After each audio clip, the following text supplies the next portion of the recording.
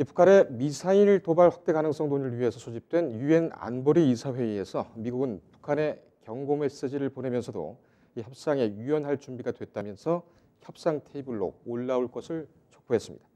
이런 가운데 스티브 비건 미국 국무부 대북정책 특별대표가 오는 일요일 한국을 방문할 것으로 알려졌습니다.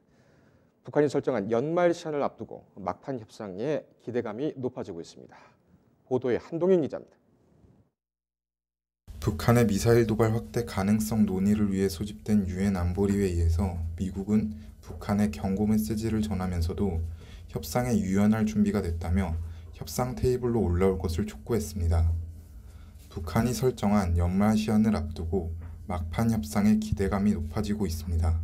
현지 시간으로 11일 소집된 유엔 안보리 회의는 최근 북한이 발표한 중대 실험과 추가적 도발 가능성에 대한 논의가 이어졌습니다.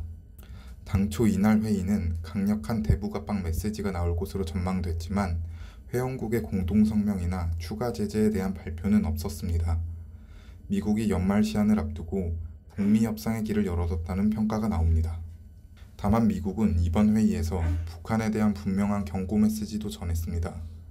켈리 크래프트 유엔 주재 미국 대사는 단거리 탄도미사일에 대해서도 유엔 대북 제재 결의의 명백한 위반이라고 지적했습니다. 그는 또 북한이 적대 행위를 계속한다면 안보리는 응분의 행동을 할 준비가 돼 있다 라고 경고하기도 했습니다.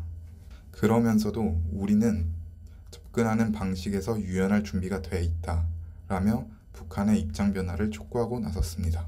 이런 가운데 스티븐 비건 대북 특별대표의 15일 방안에 이목이 집중되고 있습니다. 북한이 제시한 1차 분기점인 성탄절이 일주일여 앞으로 다가오면서 북미 대화의 필요성이 거론되고 있기 때문입니다.